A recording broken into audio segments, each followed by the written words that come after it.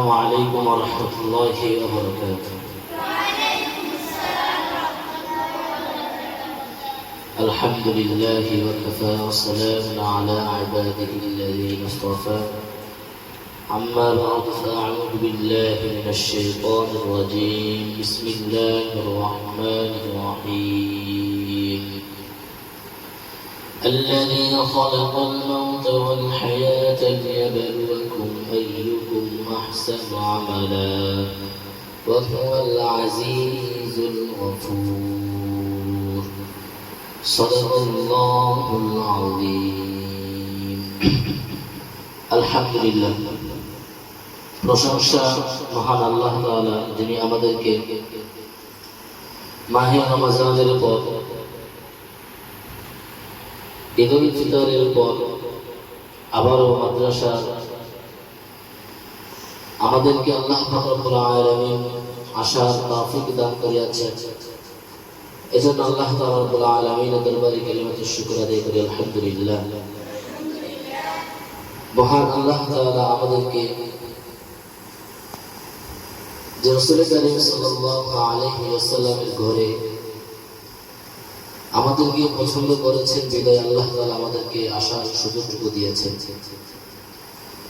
যাদেরকে আল্লাহ তাআলা পছন্দ করেন না, যাদেরকে আল্লাহ তাআলা ভালোবাসেন না, আল্লাহ তাআলা তাদেরকে আসার সেই সুযোগটুকু আল্লাহ তাআলা দেননি। তো আজকের এই আমাদের অনুষ্ঠান হচ্ছে, আপনারাও জানেন যে বার্ষিক পরীক্ষা ফলাফল ঘোষণা আজকের এই অনুষ্ঠান। আল্লাহ রব্বুল আলামিন সূরাতুল মুলকের ২ নম্বর আয়াতে বলছেন, আল্লাযী খালাকাল মাউতা ওয়াল হায়াতা লিয়াবলুয়াকুম আইয়ুকুম আহসানু আমালা। আল্লাহ তাআলা বলেন, যিনি সৃষ্টি করেছেন মৃত্যু ও জীবন তোমাদেরকে পরীক্ষা করার জন্য কে তোমাদের মধ্যে কর্মে সর্বোত্তম। তো আল্লাহ তাআলা রব্বুল আলামিন আমাদেরকে দুনিয়াতে পাঠিয়েছেন পরীক্ষা করার জন্য। যেমন আমরা কিছুদিন আগে দুনিয়াবি একটি পরীক্ষা দিয়েছি, সেটি হলো আমাদের মাদ্রাসার রেজাল্ট অনুযায়ী বার্ষিক পরীক্ষা। এটা হচ্ছে আমাদের দুনিয়াবি পরীক্ষা। আর মূলত আল্লাহ পাক রব্বুল আলামিন আমাদেরকে দুনিয়াতে পাঠিয়েছেন এই পরীক্ষার জন্য নয়, মহান আল্লাহ তাআলা আমাদেরকে পরীক্ষা করার জন্য দুনিয়াতে পাঠিয়েছেন। আমরা তার ইবাদত বندگی করি। আর আল্লাহ তাআলা আমাদেরকে দুনিয়াতে কেন পাঠিয়েছেন? আল্লাহ তাআলা আমাদেরকে দুনিয়াতে পাঠিয়েছেন একমাত্র ইবাদত বندگی করার জন্য। তো আল্লাহ তাআলা আমাদেরকে দুনিয়াতে কি করেছেন? পরীক্ষার জন্য পাঠিয়েছেন। তদরূপ আমরা দুনিয়াতে পড়াশোনা করার জন্য, দুনিয়াতে কিছু কর্ম করার জন্য, দুনিয়ার শিক্ষার মান যাচাই বাছাই করার জন্য কিছু পরীক্ষা হয়ে থাকে। ঠিক তেমনিভাবে আমাদের বছরের শেষে যে পরীক্ষাটি হয়েছিল সেটি হচ্ছিল বার্ষিক পরীক্ষা। আর আজকে সেই বার্ষিক পরীক্ষারই ফলাফল ঘোষণা হবে ইনশাআল্লাহ। আর সেই পরীক্ষাতে কি নাম্বার কম বেশি সেটা হবে, কারণ পরীক্ষাতে সবাই এক সমান নাম্বার পায় না। তো সেই ক্ষেত্রে আমাদের নাম্বার কম বেশি হবে, কিন্তু এখানে আমাদের মন খারাপ করা যাবে না।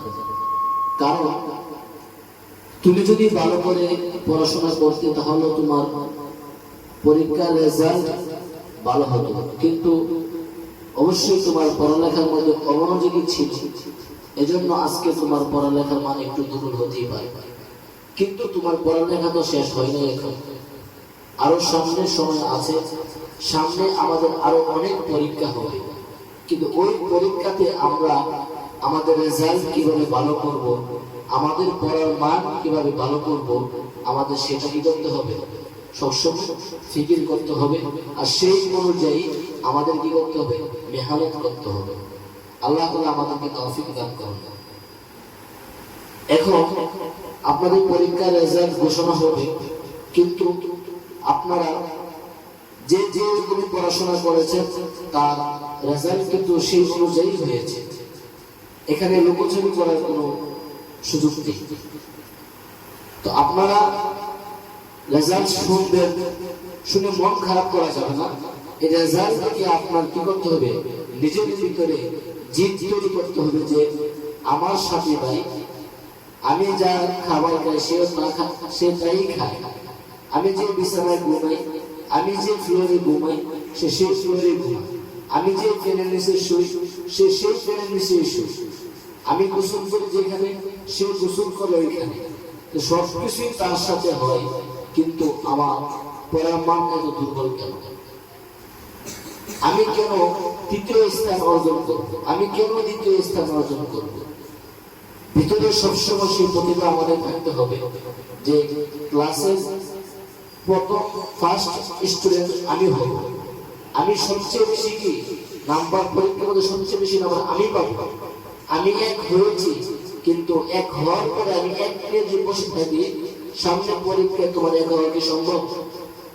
আমি তো এক হয়েছি, তো উস্তাদ মনে হয় পরের পরীক্ষা আমাকে এক দিয়ে দিবে, এটা কি কোনোদিন সম্ভব?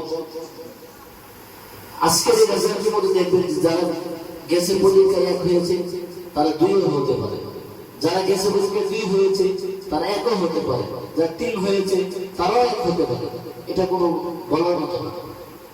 এজন্য আমাদের পড়ালেখার মান যেমন হবে ঠিক তেমনি ভাবে আমাদের রেজাল্টটা ওইভাবে গড়ে উঠবে। আল্লাহ তাআলা আমাদেরকে ভালো করে পড়াশোনা করার তৌফিক দান করুন, আল্লাহুম্মা আমিন। আপনারা সবসময় একটা জিনিস চিন্তা করবেন যে আমরা এত দূর থেকে মা বাবা ভাই বোন আত্মীয় স্বজন ছেড়ে গ্রাম থেকে শহরে এসে পড়াশোনা করছি, আর গ্রামে থেকে যে আমরা এত কষ্ট করে এখানে এসে সব কিছু ছেড়ে পড়াশোনা করতেছি, তাহলে আমাদের পড়ালেখার মানটা অনেক ভালো হতে হবে। আমাদের মাথায় সবসময় সর্ব অবস্থাতে আমাদের এই চিন্তা ভিতরে থাকতে হবে, তখন আপনার পড়ালেখার মান ভালো হবে। আর আপনি যদি মনে করেন মাদ্রাসায় আসছি, খাওয়া দাওয়া ঘুম গোসল করে আমার কাজ শেষ, তাহলে আপনার পড়াশোনা কি আর হবে? আপনার পড়াশোনা হবে না। এই জন্য আপনাদের ভালো করে করতে হবে, কারণ দেখেন আপনাদের মা বাবা কত কষ্ট করে আপনাদের জন্য টাকা পয়সা উপার্জন করে, তারপরে আপনাদেরকে দিচ্ছে। আপনি মনে করতেছেন আপনার বাবা বিদেশে থাকে, আপনার বাবা কোনো কষ্ট হয় না, মানুষ টাকা দেবেই মনে হয় আপনার বাবাকে দেয়, কিন্তু না, আপনার বাবা অনেক পরিশ্রমের কাজ করে, তারপরে আপনার জন্য কি করে সে টাকাটা পাঠায়।